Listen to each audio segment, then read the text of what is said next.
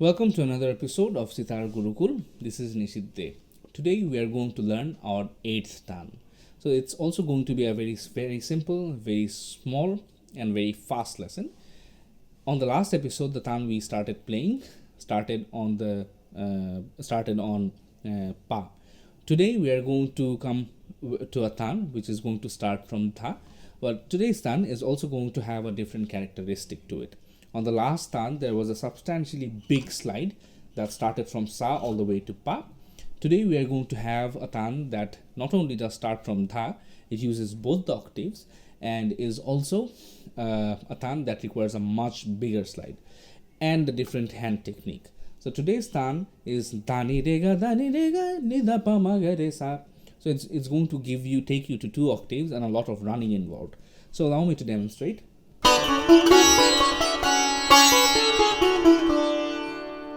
One more time.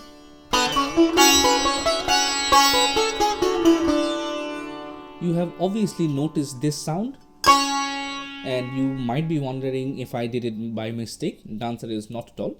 It's a new technique that I'm going to teach you today. It doesn't have really a name, but it's like a technique. So it's going to require you to have a specific kind of ra stroke which doesn't go outward, rather inward. So a stroke that is designed in a way that it's going to hit the first taraf or the first sympathetic string that you have to create a sound like this.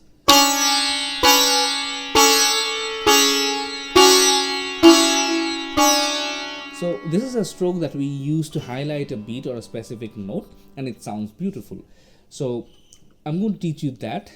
It's nothing really to teach. You just have to find out a way where you can stroke a ra stroke. So it also hits the main string and also hits the first taraf, which should be tuned to shuddhani on your sitar.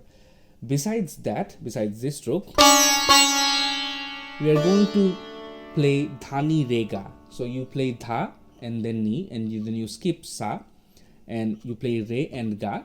But you are going to have to play the ga with the middle finger. So here it's not necessary that ga is a returning note. We are only playing this because it's easier to do it, and you're going to understand why.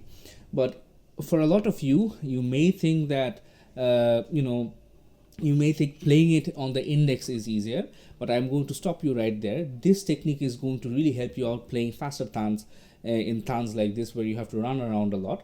Just with the use of a middle finger, it's going to give you much more confidence. So you play dhani rega first on the lower octave. Sorry. And then you move the entire position to dha from your index and play dhani rega one more time. And then what I usually do is since I already have the middle finger ready at ga, I shift the entire hand position to the index on the dha and the middle on the ni, and then use that special stroke. It's gonna start with ra that I showed you, and then I play ni dha pa ma ga re sa.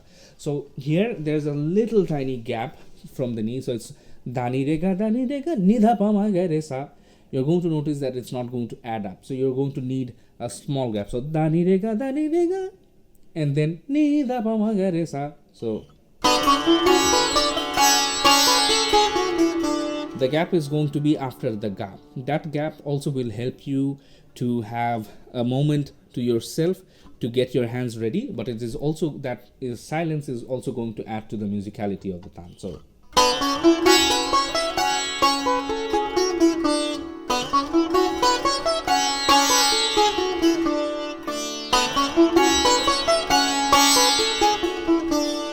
I am placing the new stroke, the ra stroke, on the ga and the ni, but you can use it anywhere. You can also use it on just the ni. It's completely up to you. One more time.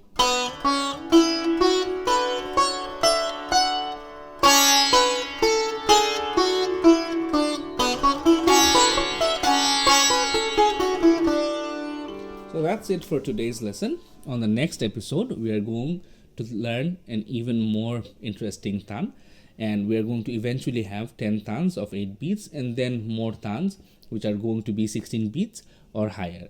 Thank you for watching. See you on the next class with something more interesting. Till then, take care and practice hard.